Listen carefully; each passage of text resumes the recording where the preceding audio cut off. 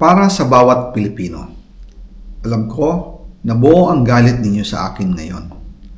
Nauunawaan ko rin kung bakit. Lalo na at malaki ang halagang nakataya. Pero bago kayo humusga, hayaan ninyong ipaliwanag ko ang buong katotohanan. Matagal akong hindi nagsalita dahil may direktang utos sa akin. Huwag nang bumalik ng Pilipinas at manahimik na lamang. Umalis ako noong July 19, 2025 para sa aking medical check-up. Nakaplanong bumalik pagkatapos ng SONA ni Pangulo. Pero habang papauwi na ako, tinawagan ako ni dating Speaker Martin Romualdez at sinabihan, "Stay out of the country. You will be well taken care of as instructed by the President." Noon naniniwala pa ako sa kanila, kaya't hindi ako bumalik. Tumikom ang aking bibig, sumunod ako, pero ang hindi ko alam, ang ibig pala nilang sabihin sa aalagaan ka namin ay gagamitin ako bilang panakipbutas sa kanilang kampanya laban sa korupsyon. Ginawa nila akong poster boy ng kanilang sariling kasinungalingan. Ngayon, hindi na ako mananahimik, ilalabas ko ang lahat ng katotohanan. May resibo, may ebidensya, at may pangalan.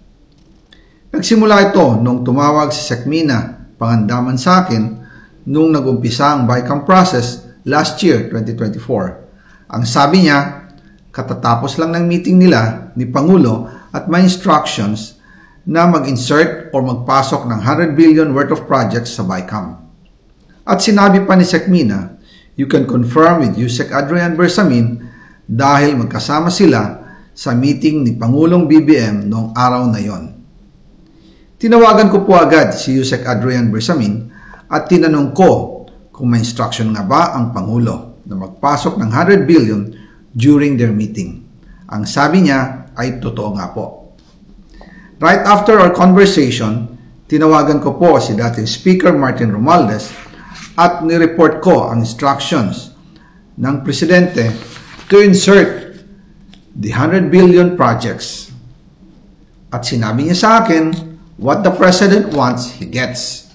After ng ilang araw, nag-set po ng meeting si Sekmina Pangandaman at Yusek Adrian Bersamin sa amin ni dating Speaker Martin Romualdez sa Aguado Building in front of Gate 4 ng Malacanang at nandun din po si Yusek Jojo Cadiz.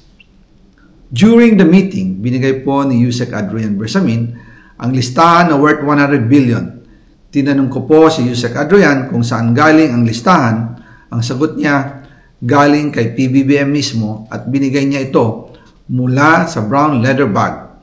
Nung sinabi po ni Yusek Adrian Bersamin, yung brown leather bag, naalala ko noong nasa Singapore kami right after the elections of May 2022 sa Hilton Hotel, kami ni dating Speaker Martin and PBBM habang pauwi at pabalik ng Pilipinas, hinabol ng PSG ang brown leather bag at ang sabi ni PBBM, maiwan na lahat, wag lang ang brown leather bag.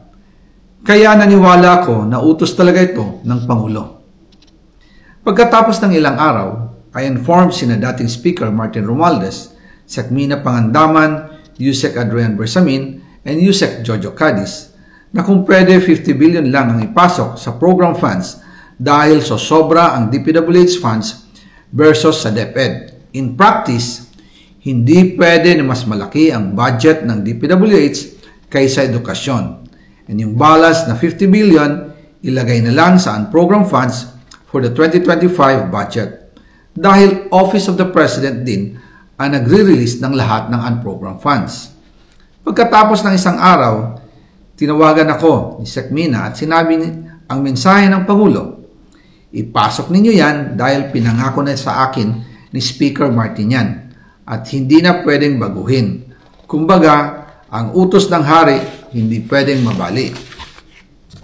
Again, I informed the Speaker and asked clearance about the instructions ng Pangulo. At ang sabi niya, wala tayong magagawa. Kaya po nagtataka ako kung bakit sinasabi ni Pangulo na hindi niya makilala ang budget, samantalang lahat na binawas at dinagdag sa mga ahensya ng gobyerno ay humihingi ng approval sa kanya si Sekmina Pangandaman. bago namin ginawa o tinapos ni Senator Chis Escudero during the BICAM. Sinabi pa ni Sekmina, everything is cleared with the President. Basta importante, pasok ang pondo na request ng Pangulo. The following day, sinabi ni Sekmina, approve na si Presidente BBM sa lahat na binawasan na ahensya. Masaya na ang Pangulo dahil naipasok ang gusto niyang 100 billion insertion. Wala pong perang napunta sa akin. Lahat po ng insertion napunta sa ating Pangulo at Speaker Martin Romualdez.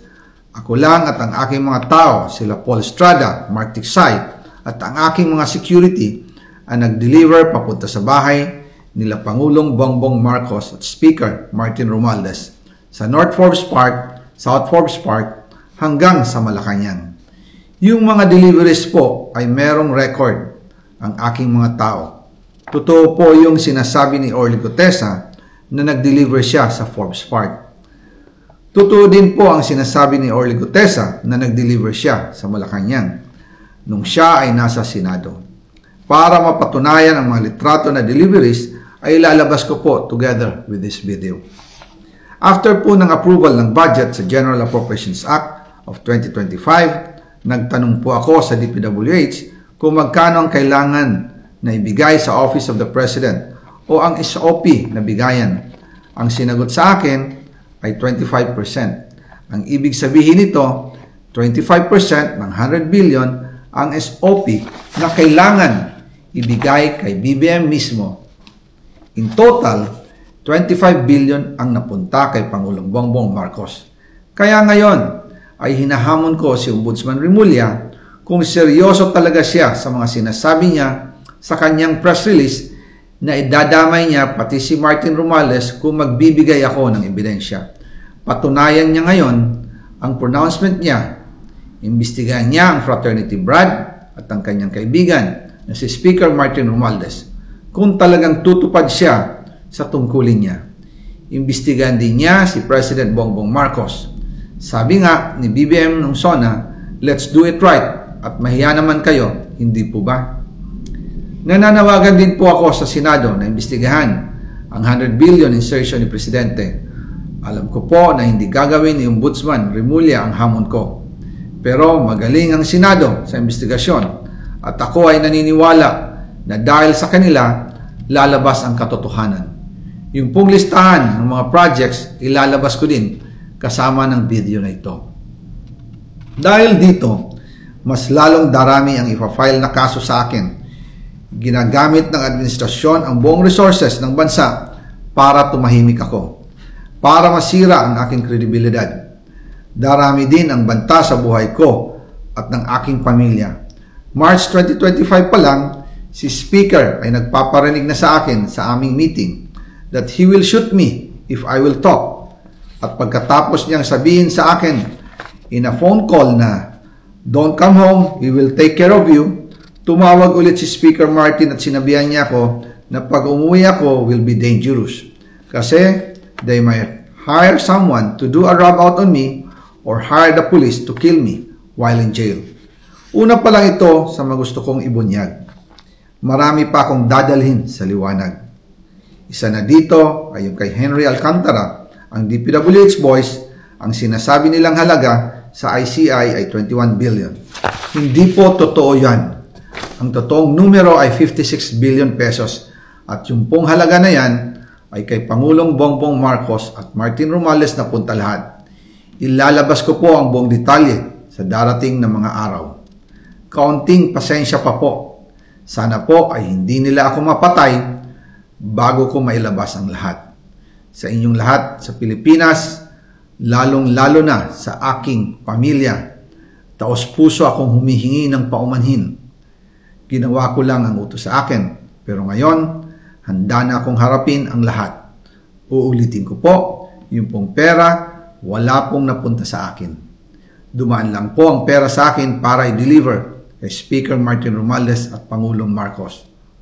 Salamat sa inyong pag-unawa.